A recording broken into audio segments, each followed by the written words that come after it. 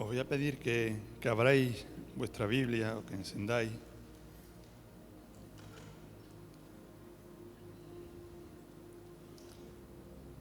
Por la carta a los Filipenses, capítulo 1. Filipenses, capítulo 1, versículos 9 y 10. Sí, lo tenemos. Dice, y esto pido en oración, que vuestro amor abunde aún más y más, en conocimiento y en todo discernimiento, para que aprobéis lo mejor, a fin de que seáis sinceros e irreprensibles para el día de Cristo. Y me llamaba la atención este texto, el fin para lo que el apóstol Pablo está orando por los filipenses. Pero lo vamos a decir al final, ese fin por el que Pablo ora por los filipenses, para que el amor de los filipenses, de los habitantes de Filipos, aumentaran aún más y más. Pablo, en estos momentos que escribe esta carta, se encuentra encarcelado, posiblemente en Roma, pero a pesar de estar encarcelado, él siente el gozo y la gratitud hacia esa iglesia, hacia esos hermanos que habían estado colaborando con él, que le habían mostrado ese amor directo, ese amor que vamos a ver un poco por lo que el apóstol Pablo ora por ello. Incluso le habían sustentado económicamente al apóstol.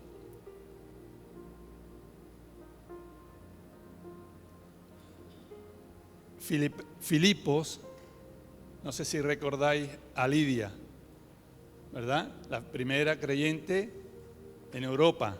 Bueno, pues esta fue la primera iglesia que el apóstol Pablo fundó en Europa, la de Filipos. Con ella, pues el carcelero de Filipo, Lidia y todas las familias que podemos ver. Bien, aquí vemos como el apóstol Pablo en esta carta llena de esa sabiduría del apóstol, llena de ese amor hacia los filipenses y con profundidad, porque aunque lo tenemos bien sabido, ¿verdad? Cuando hablamos de amor todos sabemos, Dios es amor y que el cristiano tiene que tener amor, pero era tal el deseo del apóstol Pablo hacia los filipenses que le dices, quiero y pido, le pido a Dios que abundéis aún más y más en amor. En amor no nos está hablando de un amor superficial, un amor que podemos tener hacia cualquier persona, ¿verdad? Cariño, sino un amor profundo, sin limitación, un amor que crece y que se expande a todo nuestro alrededor. El amor cristiano, como todos sabemos, no debe estar estancado. No lo recibimos de Dios para tenerlo nosotros y no compartirlo, sino es algo que se debe de extender, que debe ser como un río, ¿verdad? Como un río que se desborda y que llega a todos aquellos que nos rodean. Me viene a la mente, conoceréis que sois mis discípulos si tenéis amor los unos por los otros. En esto conocerán, ¿quién? El mundo conocerá que sois mis discípulos, dice Cristo, si tenéis amor los unos por los otros. Por eso es un amor, el amor de Dios en el creyente es un amor que se extiende, que no se estanca, que se extiende, que se esparce como un río.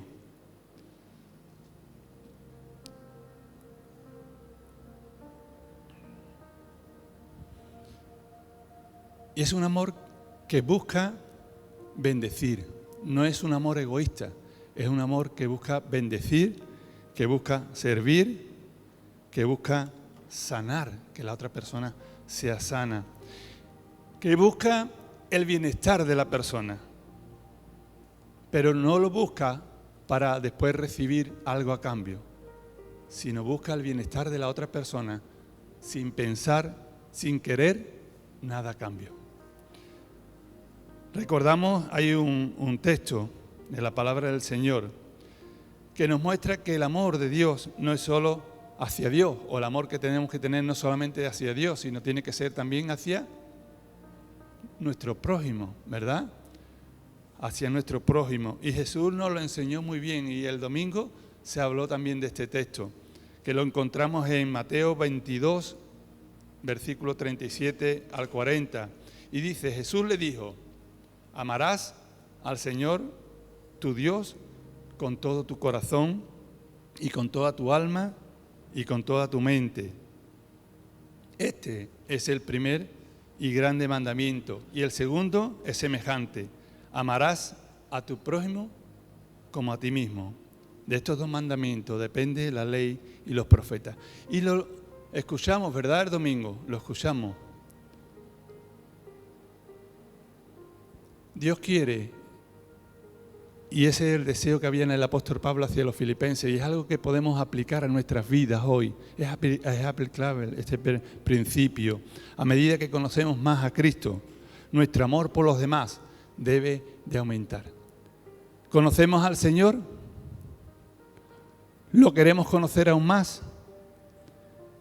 Nuestro conocimiento de Dios se tiene que manifestar también en nuestro amor hacia nuestros hermanos, hacia nuestros prójimos.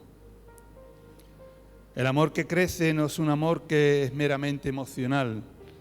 Hoy estoy tan emocionado que te amo. Mañana, si estoy triste pasando por cualquier situación, el amor se apagó. Es un amor que no es emocional, que no es de palabras, es un amor activo, un amor que se mueve, que se activa. Es un tipo de amor que se va a ver en nuestras acciones. Y todo esto lo estoy recordando porque ya lo sabemos, ¿verdad? Lo sabemos de una y otra vez, pero es bueno que recordemos. Y fijaros cómo el apóstol Pablo, aún sabiendo que había amor en los filipenses, porque se lo habían demostrado a él, él pide que su amor abunde aún más. Que su amor abunde aún más y más, dice el texto.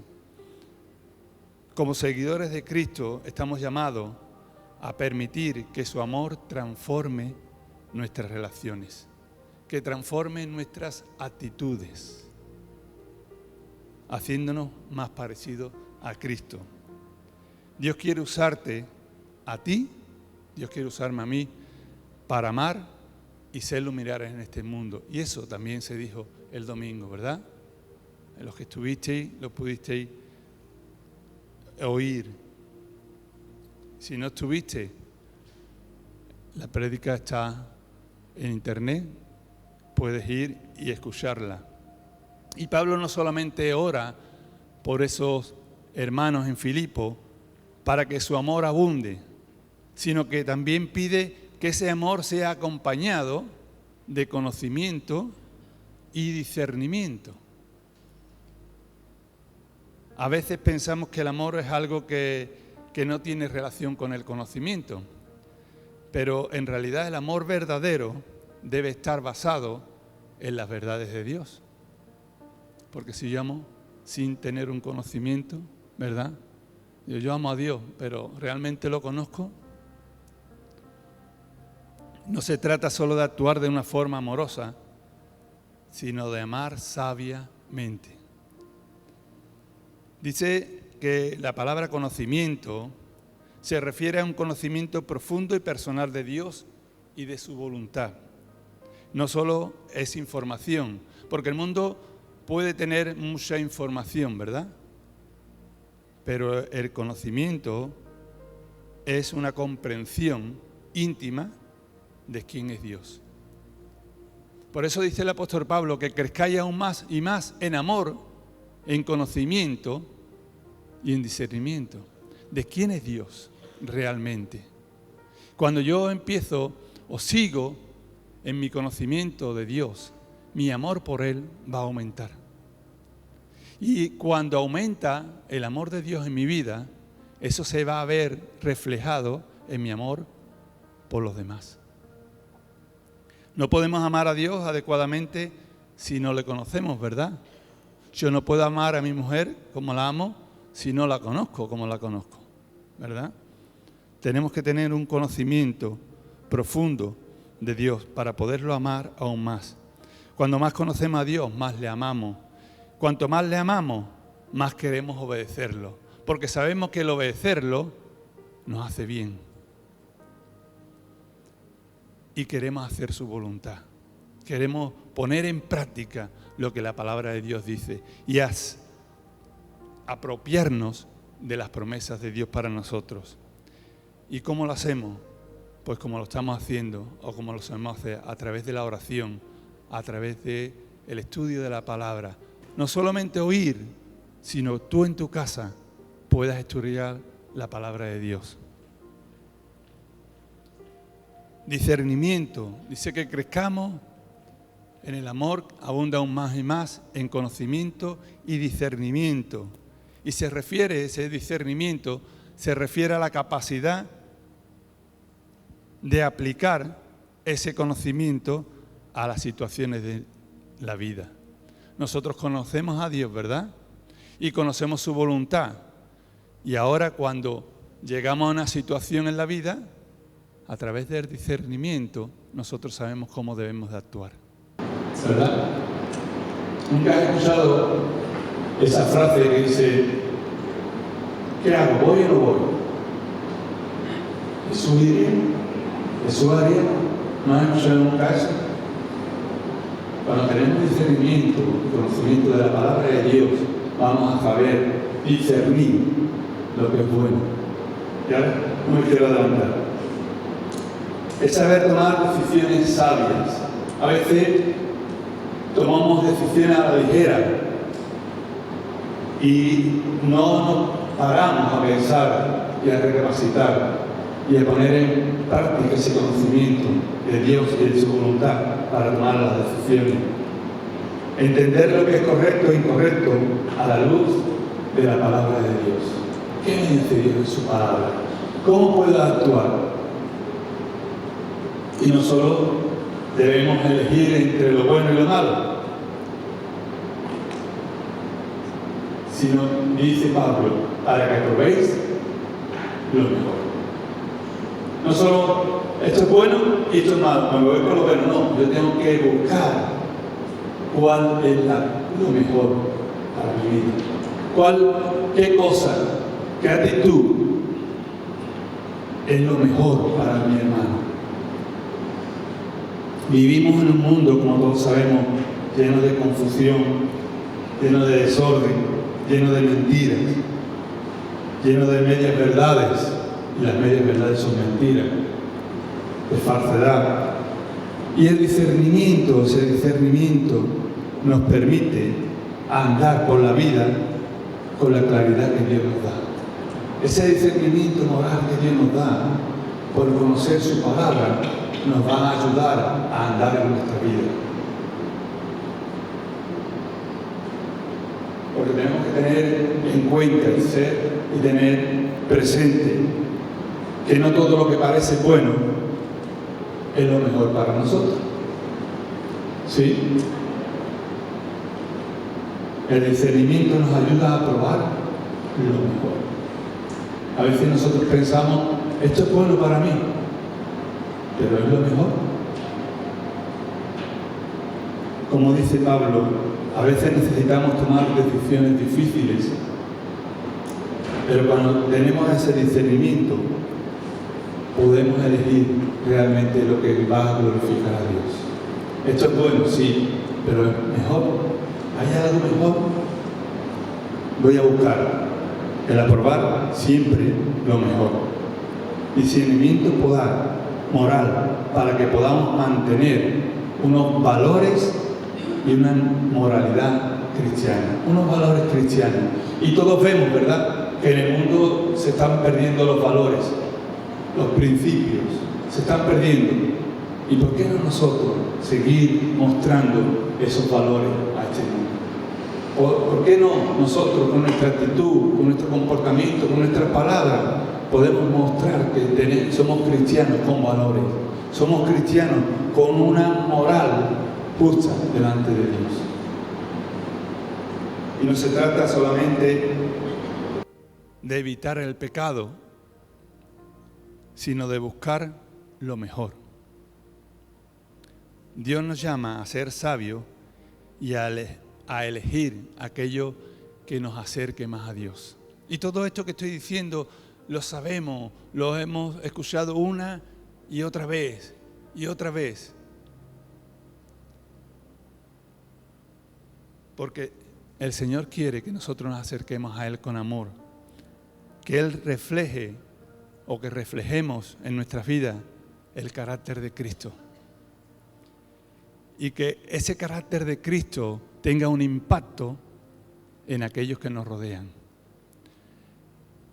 El mundo va tan acelerado que nadie se fija en nadie, sino va a por lo suyo, ¿verdad? Si te pisa, pues ni te dice perdón, porque va tan rápido, tan deprisa, que va por su objetivo y no le importa pasar por encima. No hay valores. Y finalmente lo que os decía al principio, que todo esto que el apóstol Pablo está pidiendo a Dios para los de Filipo, que lo podemos aplicar a nuestras vidas, como dije antes, que el amor de Dios abunde en ellos aún más y más, y el amor entre ellos abunde aún más y más en conocimiento y discernimiento, con un fin.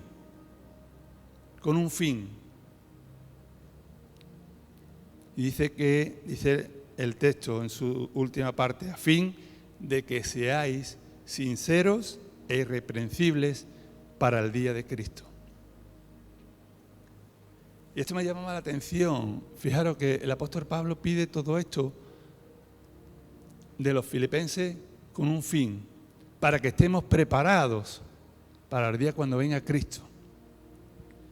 ¿Y sabéis que el tiempo está muy cerca? ¿Quién no se ha dado cuenta todavía? Cristo está a las puertas. ¿Estamos viviendo realmente como la palabra de Dios nos enseña?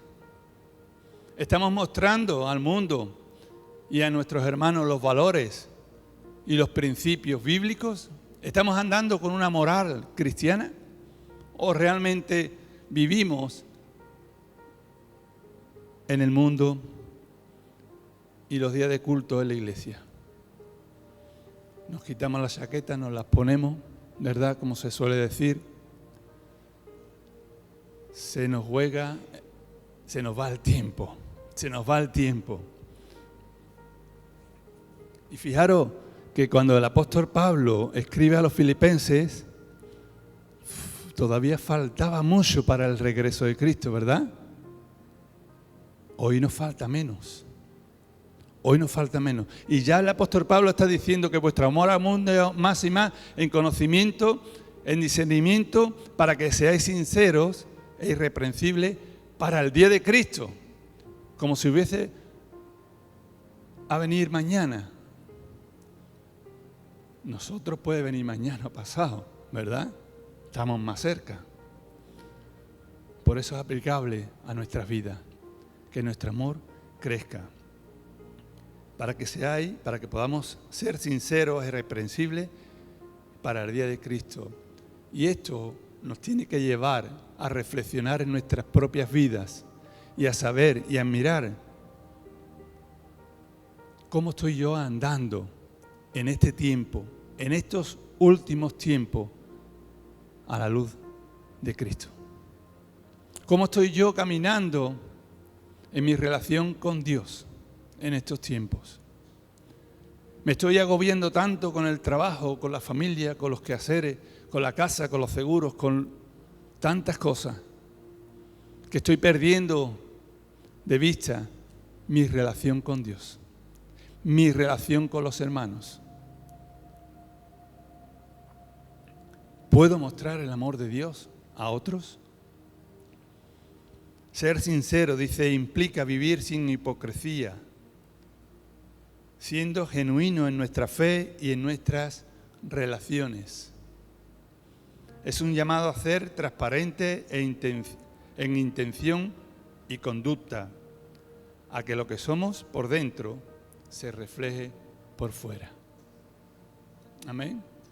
a lo que se refleje por fuera, sea lo que realmente hay dentro. Nuestras acciones y palabras deben ser coherentes con nuestra fe. No podemos decir, soy cristiano, pero vivo como el mundo. Practico las cosas como si fuera uno del mundo. No hay distinción entre uno del mundo y yo. Que hagamos la diferencia. Y esto no significa que seamos perfectos, porque perfectos no somos nadie, ¿verdad? Todos tenemos algún fallo, algún problemilla. A algunos se le van las bujías y a otros se le van las ruedas, pero todos tenemos alguna avería, ¿sí? No somos perfectos, pero debemos esforzarnos cada día por vivir una vida que muestre la santidad de Cristo, buscando apartarnos del pecado, tener ese aceite en nuestra lámpara, en nuestra vida, ese aceite del Espíritu Santo, cada día estando pendiente de que ese aceite nos falte, que se vaya renovando, ¿sí? Para que la luz no se apague y no nos quedemos escasos. Y permitiendo que el Espíritu Santo siga transformando nuestras vidas día a día. Y habéis visto muchas veces el cartelito, estoy en obra, ¿verdad? Pero en obra no paralizada, en una obra que se está ejecutando.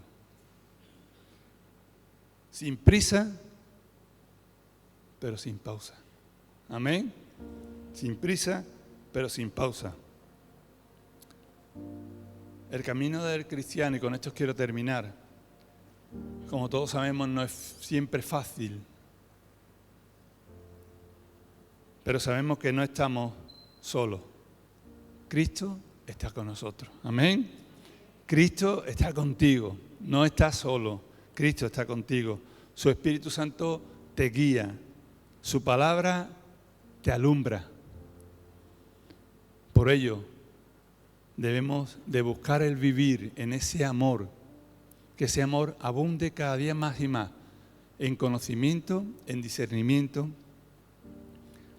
de la manera que cuando Cristo regrese nos encuentre preparados, llenos de su amor, de su verdad y de su luz.